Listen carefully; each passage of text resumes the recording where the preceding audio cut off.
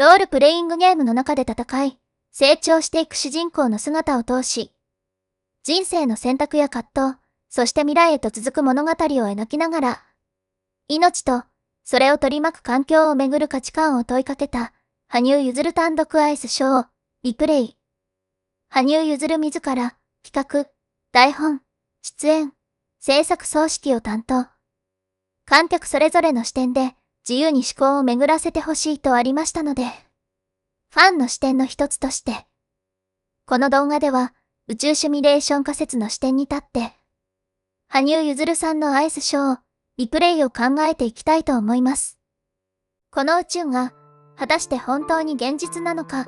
私たちの日常は、高度な文明によるシミュレーションの一部に過ぎないのではないか。この仮説を、羽生結弦選手の表情のダンスを通じて、一緒に探求してみましょう。彼の滑走は、まるで宇宙の法則に挑むかのようです。ジャンプは時間を、スピンは重力を、ステップはエネルギーを象徴しています。羽生結弦選手の動き一つ一つから、私たちの感じる現実の奥深さを感じ取ることができるのです。アートとスポーツの境界を越え、人間の精神性と宇宙の神秘性が交差します。シミュレーション仮説という哲学的な視点から日常生活が持つ小さな奇跡に目を向けてみましょう。そして最後に、羽生結弦選手の美学と宇宙シミュレーション仮説が共鳴し合うことで、私たちの存在とこの現実の感覚をもう一度深く考え直すきっかけを提供します。表情の宇宙、羽生結弦とシミュレーション仮説のダンス。この動画があなたにとって新たな発見となり、そして心に残るものとなることを願っています。ねえ、神様。私は誰？私はゲームの住人ですか？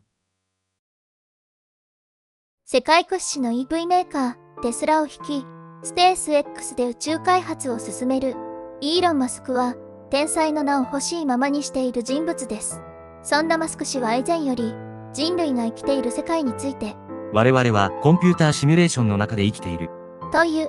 考えの持ち主であることが明らかになっています。初めて耳にすると、ありえない、と思ってしまう仮説ですが、科学とは常識と真実のせめぎ合いの歴史でもあります。かつては、宇宙は地球を中心に全ての天体が回っているという天動説が、広く人々に支持されてきました。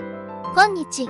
私たちはゲームの世界で驚異的な進化を目の当たりにしています。現実と見分けがつかないほどの映像美、VR ゴーグルを通じた没入体験、そして世界中の人々が同時につながるオンラインプレイ。これらは全て技術がどれだけ進歩しているかを物語っています。では、未来、具体的に数万年後の私たちはどのような世界に生きているのでしょうか。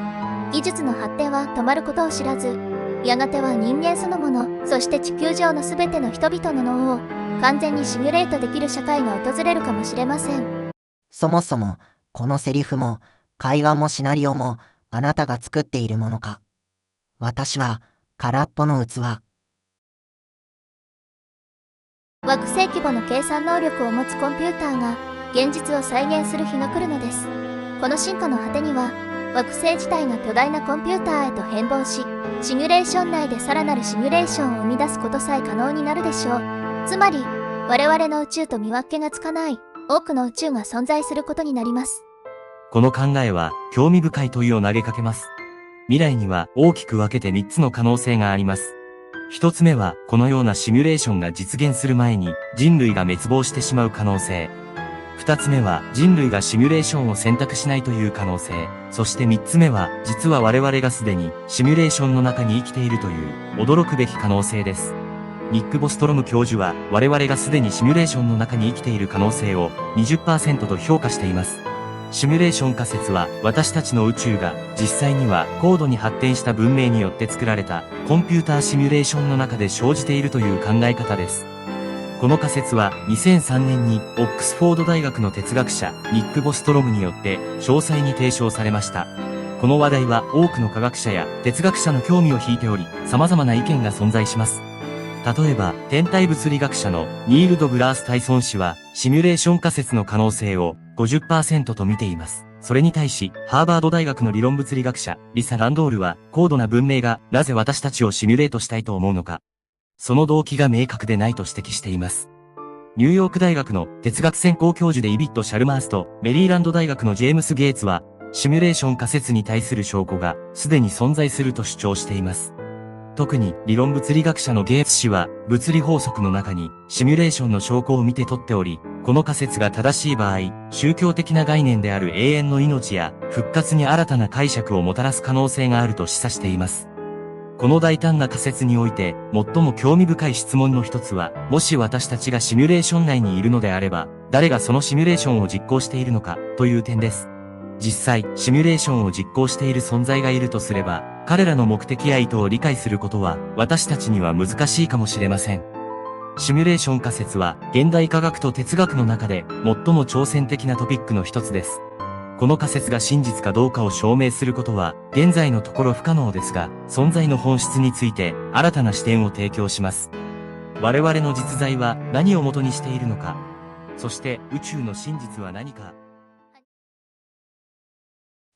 あなたにとって私はゲームの中のモブかもしれない。主人公なのかもしれない。でも、なんでこんなにも設定がないの？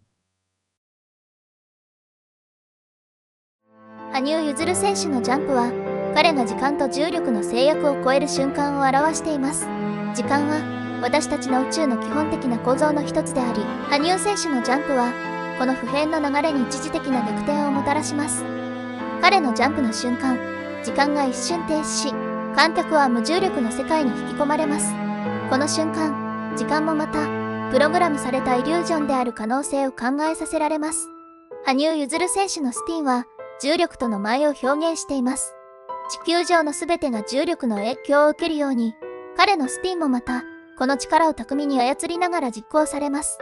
スピン中、彼の体は中心軸を固定点として回転し、重力の中心へと引き込まれるように見えます。スピンは、重力という宇宙の法則を人間のスケールで解釈し直すことを私たちに提案します。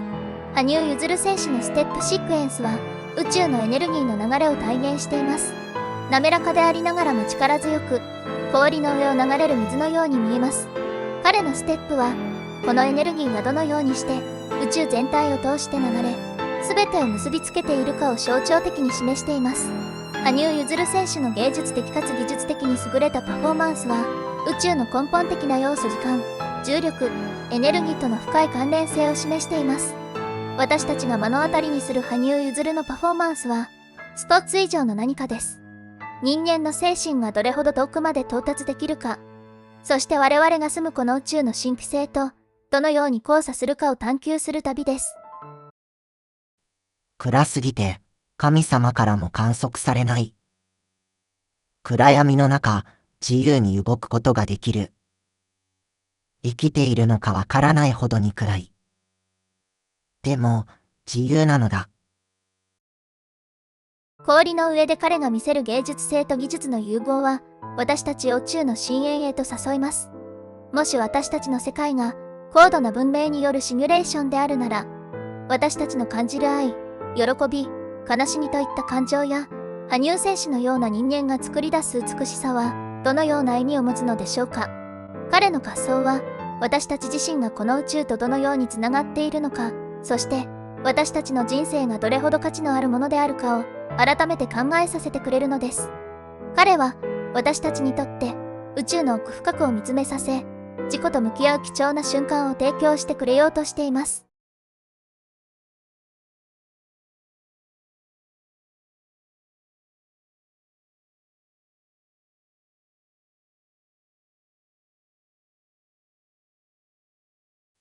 巡り巡ってどこかにたどり着くように。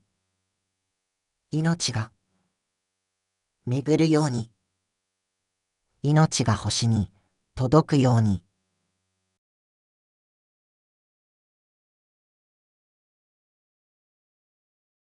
最後まで動画を見ていただき、ありがとうございました。この動画がいいなと思ってくださったら、チャンネル登録よろしくお願いします。それでは皆様、今日もお疲れ様でした。